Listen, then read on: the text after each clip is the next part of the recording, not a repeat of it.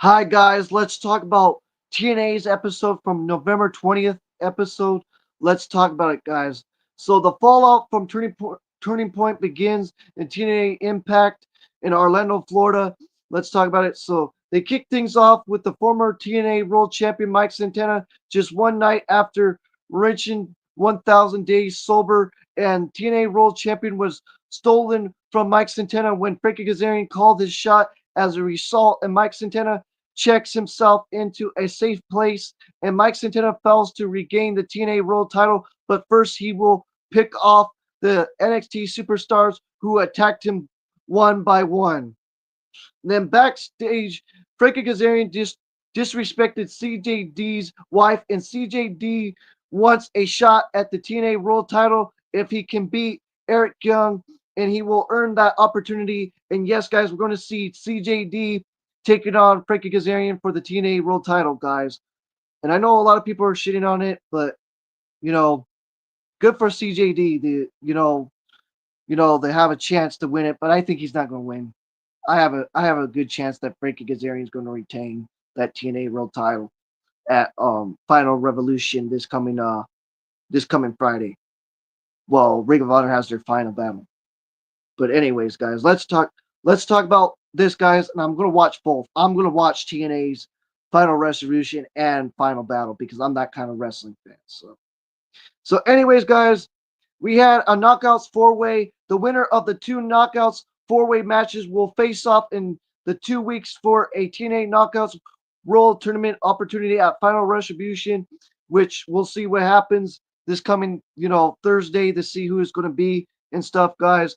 And Dana Luna and Indy Hartwell and Rosemary and Rhea Grace collide in the bell rings, and Dana Luna ascends and attacks Indy Hartwell, and Rosemary counters her donut, but Indy Hartwell hits a power slam instead, and Dana Luna and Rosemary pull Grace and Hartwell to the outside, and Rosemary fends off Luna with a warning of green mist, and Rosemary bites Hartwell, and Grace storms off the top, whipping out Rosemary onto the floor. Meanwhile, Dana Luna and Indy Hartwell take each other down with both clotheslines, and Rosemary introduces a steel chain, but Grace sends her face first into the post, and Luna uses the chain on Hartwell to score the victory, and that's how Dana Luna defeated Indy Hartwell and Rosemary and Marla Mal, Ma, Myla Grace with Harley Hudson with the four-way, guys. I was going to say final four-way, but still same thing, four-way. Then Then we had the TNA World Tag Team Champions, the Hardys, and the TNA International Champion Steve Macklin welcome the challenge for the NXT Outrunners. Then, then we had Mance Warner versus Matt Cordona. This show, like I said again, this show was fun to watch. Though this one was better than the other week. This show, I will tell you what I give it after I'm done. Then after after Matt Cordona eliminates, I'll say it again, after Matt Cordona eliminates Mance Warner from the Call Your Shot Gauntlet at Bounce for Glory, the two face off, and then Mance Warner blindsides Matt, I'll say it again, blindsides Matt Cordona. I said Mike, didn't I? Matt Matt Cordona before the opening bell, and it didn't take long before Steph Vallanter gets involved behind, and the ref back, and Matt Cordona bounces back with a spine buster and falls by the reboot for two, and Mance Warner counters the Imperior into a running knee. Then Steph Vallanter arms Mance Warner with a steel chair and her purse. I'll say again, I was right. In her purse, and Mance, I'll say again, then I'll say again, Matt Cordona catches him with the radio silence, but Steph Vallanter puts Mance Warner's foot on the bottom rope, and Mance Warner hits Matt Cordona with the purse to win, and that's how Mance Warner defeated Matt Cordona with the help of Steph Del Lanter. Man, that was good, I'm telling you. And I don't care what anybody says. Then Mike Santana is cleared with the, torn CL. Then Elijah is out with torn ribs. Then the all TNA wrestlers are being monitored after suffering an attack from the NXT superstars. Then the NXT outsiders pursuits of Robert Stone and Charlie Dempsey and Lexis King and Stack and Brooks Simpson and since Tyson Deuceman, one of the high risk members, Tyson Dupin and Tyree Tyree Iwi, and aren't waiting for their opportunity and they're here to take it. Then, if Mans Warner wants to get to the top, he's going to have to go through Matt Cardona in a street fight at Final Resolution. Oh man, that's going to be good. That street fight. Big, bang, bang, bang. Big, boom, boom, boom, boom, boom.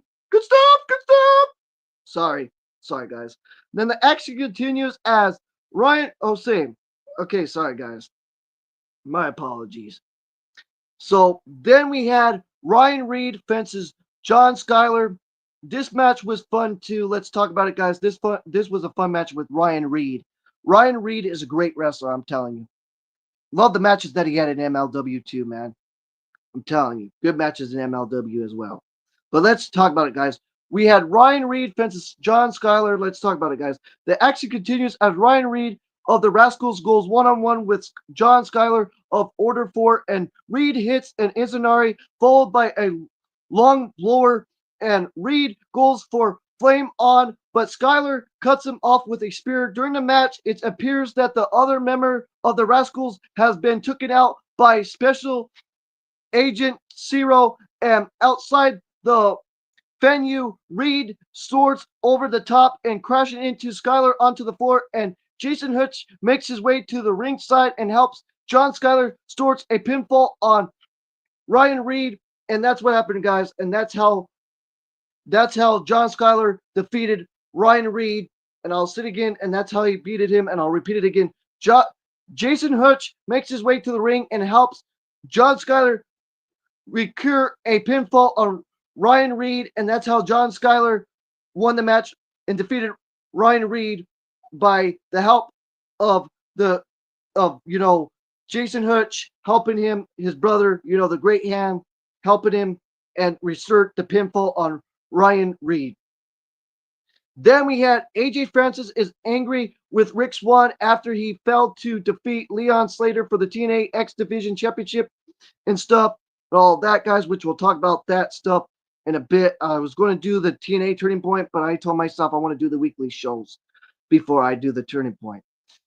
Then, since when Leon Slater, since and AJ Francis fails to show Rick Swan how it's done, and then the search for Mr. Elegance continues. What do you have? What it takes and stuff like all that stuff.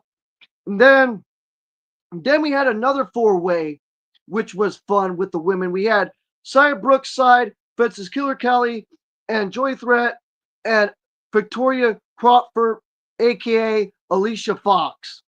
So yes, guys, this match was good, and I was going with Killer Kelly. I really wish Killer Kelly would have won this match, but it is what it is. But Sia Brookside won this match, and she's good. I give it up to Sia Brookside. She's a good wrestler, guys. Really good.